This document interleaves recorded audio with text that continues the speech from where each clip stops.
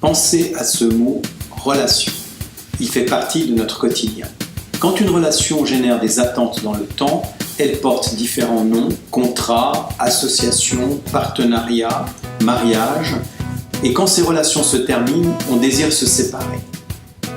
Cette séparation entraîne souvent un long processus épuisant et douloureux, le conflit ou le litige. Entrer dans un processus judiciaire est synonyme de guerre, où l'objectif de chacune des parties est la victoire. Prenons l'exemple classique d'un divorce. Un processus qui a d'une part un mari émotionnellement angoissé et un avocat armé pour protéger son client, et de l'autre, une épouse émotionnellement angoissée et un avocat également armé pour protéger sa cliente. Au centre de ce conflit, une dispute sur les fruits de cette relation, un patrimoine, une pension et le plus précieux des trésors, les enfants. Pour compléter ce scénario, un juge qui, malgré la meilleure préparation, ne connaît pas les personnes concernées ni les particularités de chaque famille. De lui dépend la grande responsabilité de décider sur le destin de tous. Le résultat, tout le monde y perd. Les enfants grandissent au milieu de batailles devant les tribunaux, les parents dépensent leurs économies en payant des honoraires élevés, et la famille finit souvent par avoir besoin de suivi psychologique pour surmonter le traumatisme d'un divorce litigieux.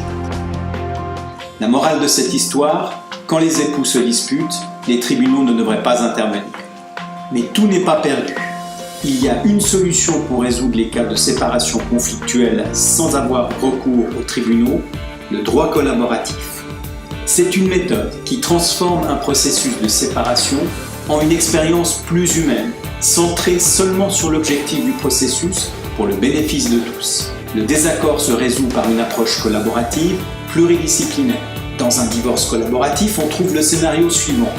Un mari, une épouse, des avocats collaboratifs et, si nécessaire, des professionnels de la santé, de l'enfance et de l'adolescence et de la finance, travaillant tous ensemble par le dialogue et le consensus au profit de la famille. Parties et avocats signent un accord par lequel ils s'engagent à ne pas agir en justice et à travailler en équipe par le dialogue dans la recherche d'accords.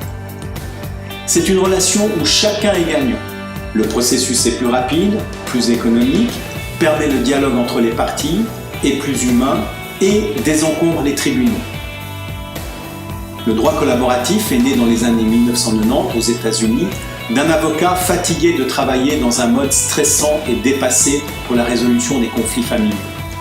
Aujourd'hui, il y a des professionnels qualifiés, prêts à travailler en droit collaboratif dans différentes branches du droit, familial, civil, commercial.